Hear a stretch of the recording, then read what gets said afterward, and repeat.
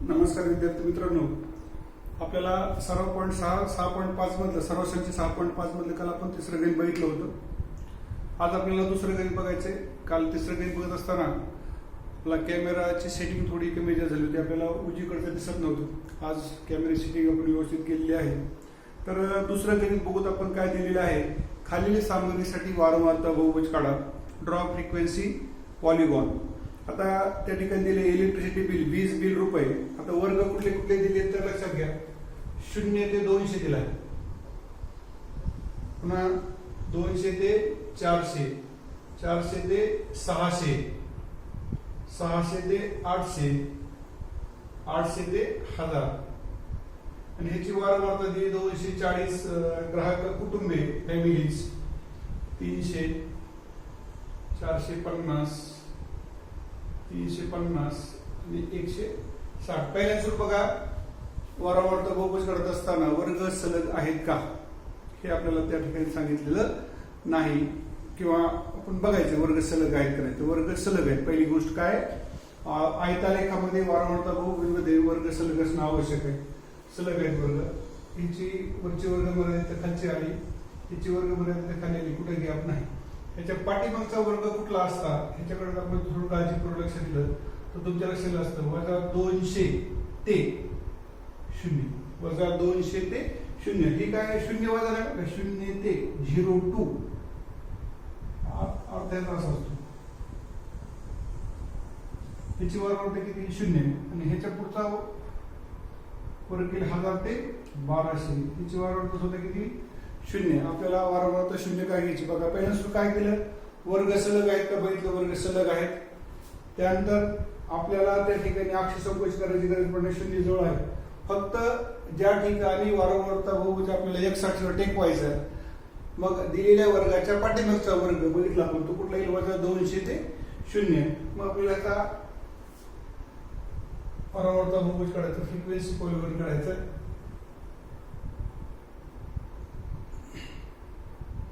आता इथं काय करावं, आपल्याला गडद तिसरी रेषा घ्यावी लागेल. कशामुळं, कारण आपलं -200 दाखवायचं 0च्या, आणि इथे गडद दुसरी रेषा.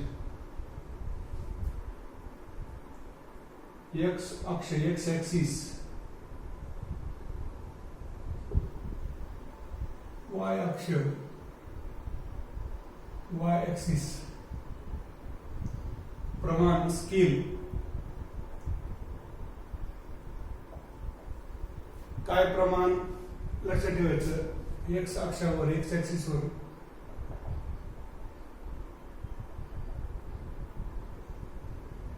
1 सेंटीमीटर बरोबर 200, 1 सेंटीमीटर बरोबर 200 रुपये इलेक्ट्रिसिटी बिल आहे. वाय अक्षावर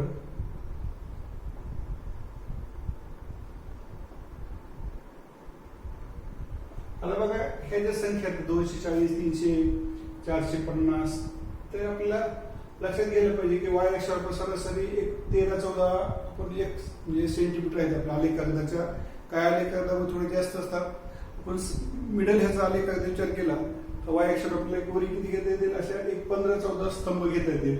मग कोणतं घ्यायला पाहिजे आपल्याला, कोणतं सोपं पडेल. 1 सेंटीमीटर वर किती घेता येईल आपल्याला, 450 आहेत. 450 म्हणजे आपल्याला 20 घेता येईल, 25 घेता येईल, 40 घेता येईल. कुठलं सोपं राहील प्रमाण, तर 50 प्रमाण घेतलेलं आपल्याला सोपं राहील. 50 पेक्षा आपण 40 घेतो. 1 सेंटीमीटर बरोबर 40 फॅमिलीज, कुटुंबे.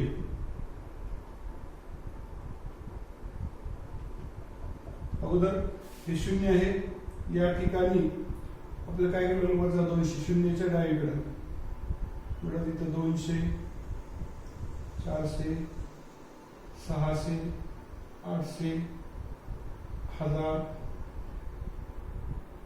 आणि 1200. या ठिकाणी आपण काय लिहिलंय, वीज बिल,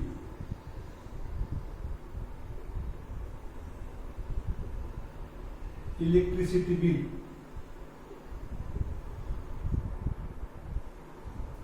इकडं कुटुंबांची संख्या, कुटुंबीय आपण असं लिहिलं तर चालतं, फॅमिलीज, पहिल्याकडे रेषेवर 40,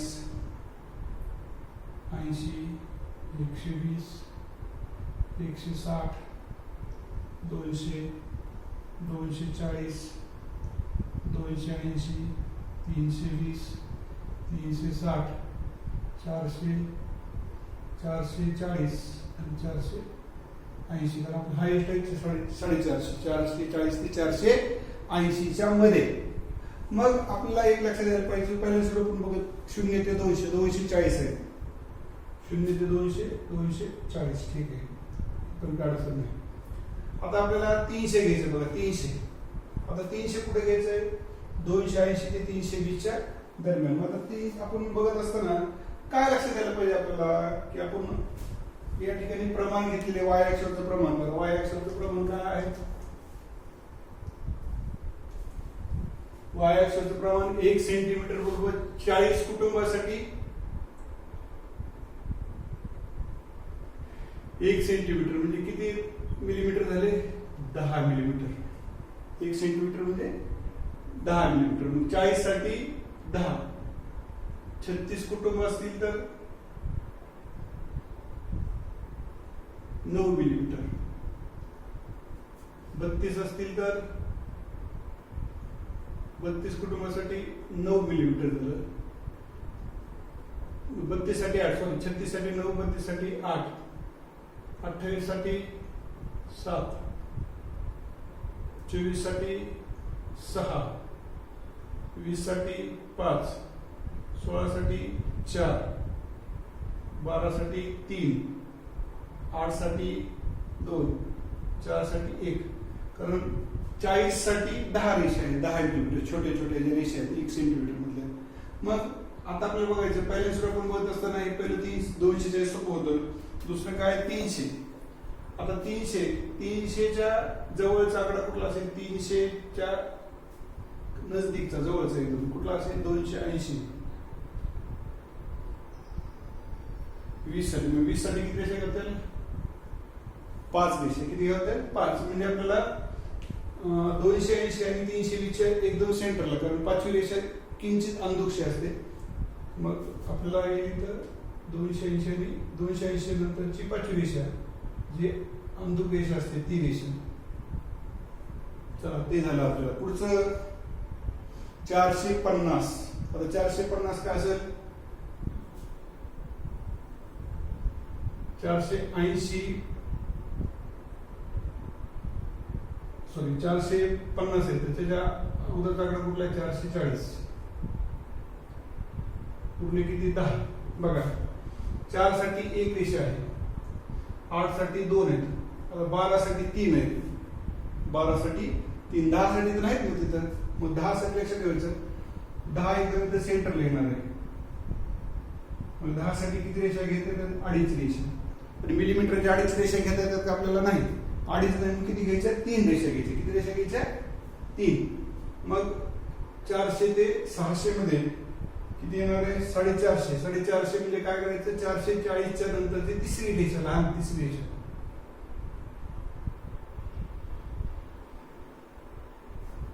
त्यानंतर 350. 350च्या जवळ त्यांची खालची कुठली असेल? 320, 30. आता बघा त्या ठिकाणी 28 साठी 7 रेषा, 32 साठी 8 रेषा. आता बघा 29, 30 आणि 31. 30 सेंटरला येणार. 30 साठी किती येतील? 8.5 रेषा. पण 8.5 रेषा, सॉरी 30 साठी किती येतील? 7.5 रेषा. मग 7.5 रेषा आपण घेऊ शकत नाही. किती रेषा घ्यायच्या? 8 रेषा घ्यायच्या, लहान 8 मिलीमीटरच्या लहान रेषा. 600 ते 800 मध्ये किती येणार? 350. 320च्या वरी 8 रेषा. त्यानंतर 800 ते 1000 किती? 160. 160 आपल्याला 40च्या पडत आहे. हा झाला आपला आयतालेख, हिस्टोग्राफ. आता वारंवारता बहुभुज आपल्याला काढायचा. वारंवारता बहुभुज काढत असताना अगोदर आपल्याला माहिती आहे की ह्याचा जो मध्यबिंदू आहे, क्लास मार्क आपण ज्या वर्गमध्य म्हणतो, तो 0 ते 200 किती? 100. हा जो बिंदू आहे, ह्या बिंदूचे निर्देशांक काय येतील? 100, ह्याची वारंवारता किती आहे? 240.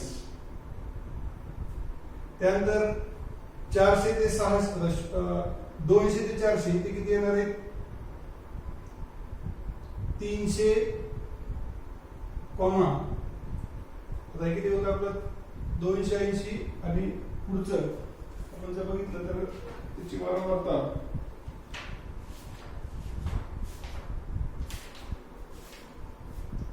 त्याची वारंवारता 300 होती 300 कॉमा 300. त्यानंतर इथं येईल 500 कॉमा 450. या ठिकाणी 700 कॉमा 350.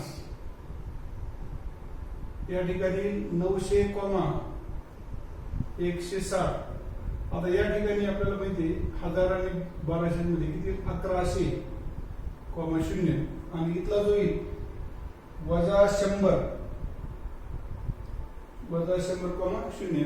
आपण हे जरी त्याचे पट्टीने जोडले समजा स्केलनं तर तो झाला 2 बिंदू जोडत गेला आपण तो झाला फ्रिक्वेन्सी पॉलिगॉन वारंवारता बहुभुज. तो कुठला झाला वारंवारता बहुभुज. तर अशा पद्धतीने आपल्याला गणित करायला पाहिजे. तुम्हाला जर मध्यबिंदूच्या साह्याने म्हणजे वारंवारता आयतालेख वापरायचा नाही समजा ह्या पण जर खोडून टाकलं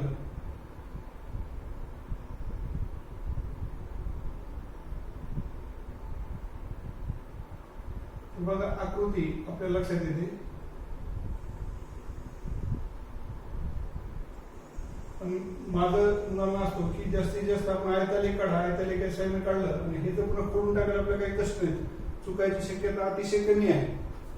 त्यामुळे वारंवारता बहुभुज आयतालेखाच्या साह्याने काढता येतो आणि आयतालेखाच्या साह्य विदाउट हिस्टोग्राम आयतालेखाचा वापर न करता आपल्याला तो काय करता येईल काढता येईल.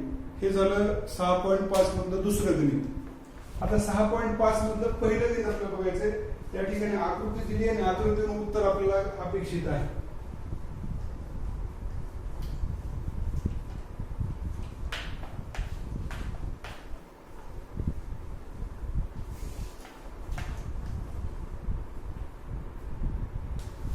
काय 6.5 खालील बहुभुजाचे निरीक्षण करून पुढील प्रश्नांची उत्तरे लिहा. आपल्याला काय करायचं बहुभुजाचं निरीक्षण करायचं. निरीक्षण करून आपल्याला पुढील प्रश्नाची उत्तर द्यायचे. उत्तर देत असताना कसे देता येतील आपल्याला हे आपल्याला बघायचं. काय दिले त्या ठिकाणी आकृती दिलेली आहे हिस्टोग्राम दिलेला आहे आणि हिस्टोग्राम फ्रिक्वेन्सी हिस्टोग्राम दिला नाही तर फ्रिक्वेन्सी पॉलिगॉन दिलेला आहे. आपल्याला हिस्टोग्रामचा वापर न करता तो फ्रिक्वेन्सी पॉलिगॉन आपल्याला त्या ठिकाणी दिलाय. अक्षय संकोच त्या ठिकाणी केलेला आहे. अक्षय संकोच नसता केला तरी चाललं असतं कारण शून्याच्या जवळ होतं 20-30 त्याच्या मागं जर घेतलं असतं आपण 10 ला असतं.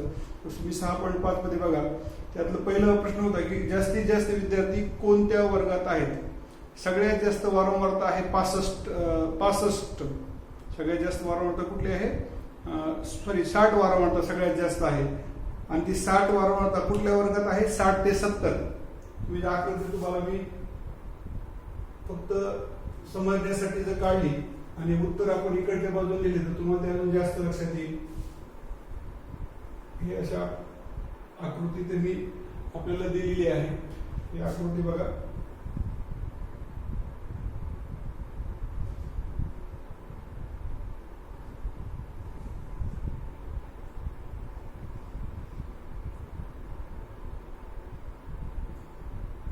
एक्स डॅश एक्स तुम्हाला सांगितलं की एक्स डॅश एक्स असं लिहायची पद्धत आहे. वाय वाय डॅश 20 30 40 50 60 70 80 90 आणि 100. अक्षय संकोच मला वाटतं अक्षय संकोच करायची काही गरज नव्हती कारण ह्याच्या पाठीमागचा कुठला असता 20 ते 30च्या पाठीमाग कुठला असता 10 ते 20 आणि त्याच्या पाठीमाग कुठला असता 0 ते 10. आकृती आपल्याला प्रत्येक अक्षय संकोच करायला आपल्या मनावर काही काही असं येते की अक्षय संकोच करावा का नाही करावा क्रिंक मार्क द्यावं का न द्यावं. तर त्यावेळेस आपण दोन्ही ते बरोबर आहे दिलं तरी चालतंय नाही दिलं तरी चालतंय. तुमचे आलेख आलेख किती मोठा आहे त्या पद्धतीने तुम्ही त्या ठिकाणी काय करू शकता वर्कआउट करू शकता.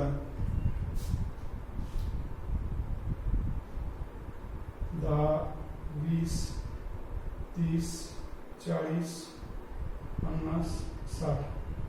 जर प्रमाण दिले आपलं स्केल एक्सिस 1 सेंटीमीटर 10 मार्क्स 10 गुण, वाय अक्षावर 1 सेंटीमीटर 10 स्टुडंट्स 10 विद्यार्थी. तुम्हाला फक्त आकृती समजण्यासाठी मी दाखवलेली आहे.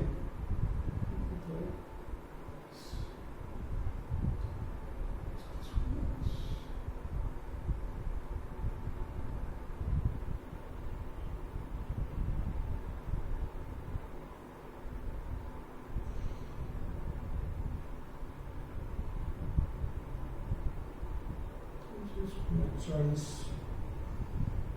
55,50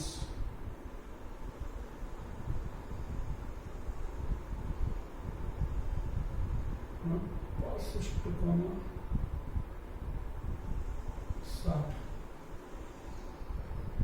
75,35.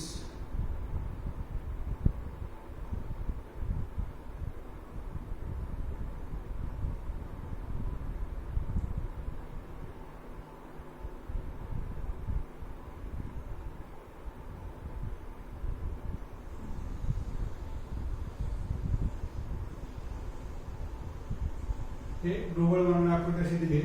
त्याच्यामध्ये बघा त्यांच्याकडून आपल्याला आकृती 6.6 पुस्तकामध्ये ह्याची किती आली असते, आपल्याला जर बिंदू घेतले असते तर 95,0 आणि हा बिंदू तो घेतला असता तो किती आला असता 25,0. आपल्याला लक्षात येईल की आपण ज्यावेळेस बघत असतो अशा पद्धतीचा फ्रिक्वेन्सी पॉलिगॉन काढत होतो काय असते, हे जे बिंदू आहे ते बिंदू काय आहे वर्गमध्य कॉमा वारंवारता क्लास मार्क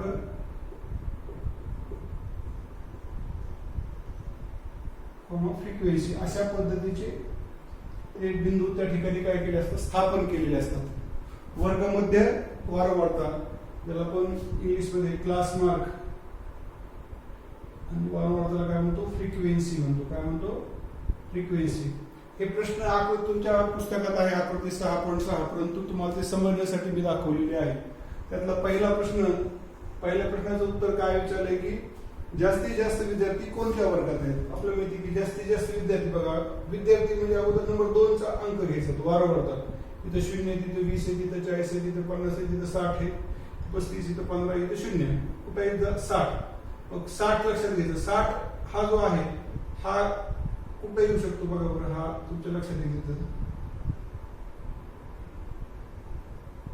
याचं उत्तर काय आलं 60 ते 7 पूर्ण उत्तर लिहा तुम्ही. मी फक्त तुम्हाला अर्ध उत्तर सांगेल की सगळ्यात जास्त वारंवारता कुठल्या वर्गात आहे 60 ते 70. त्यानंतर 0 वारंवारता असणारे वर्ग लिहा. तर 0 वारंवारता असणारे वर्ग कुठले कुठले दिले, सगळ्यात सुरुवातीचा आणि सगळ्यात शेवटचा 20 ते 30 आणि 90 ते 100. Having zero frequency. 50 विद्यार्थी संख्या असणाऱ्या वर्गाचा मध्ये किती 50 विद्यार्थी संख्या. तर 50 नंबर ऑफ स्टुडंट्स किती 50 त्याचा वर्ग मध्ये किती. मग 50 हा वर्ग कुठला येणार आहे बघा आपल्याला माहिती की 50 ते 60 हा वर्ग असेल 50 ते 60. परंतु तिथं काय करायचं आपल्याला वर्ग मध्ये काढायचा आहे. तो वर्ग मध्ये ऑलरेडी त्या ठिकाणी आपल्याला आहे किती 55. कारण आपण 55 कसं काढलेलं आहे 50 आणि 60 ची बेरीज केली 110च्या निम वर्ग मध्ये आपण काढत असताना वरची वर्ग मर्यादा अधिक खालची वर्ग मर्यादा छेदस्थानी 2. त्यानंतर 14 विचारलेलं आहे वर्ग मध्ये 85 असणाऱ्या वर्गाची खालची वर्ग मर्यादा. 85 वर्ग आपण बघतो. ह्याचा जर आपण अशा पद्धतीने आकृती काढली तर त्याची लोअर लिमिट किती असेल 80, अप्पर लिमिट किती 90. म्हणजे खालची वर्ग मर्यादा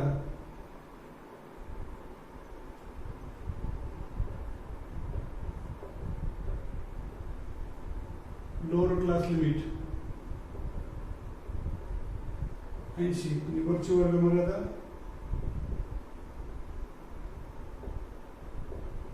अप्पर क्लास लिमिट 90.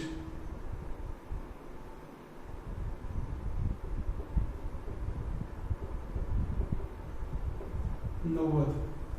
पाचवं काय दिलेलं आहे 80 ते 90 गुण मिळवणारे विद्यार्थी किती 80 ते 90. तर बघा 80 ते 90 गुण मिळवणारे विद्यार्थी किती असते 15 विद्यार्थी 50 स्टुडंट्स.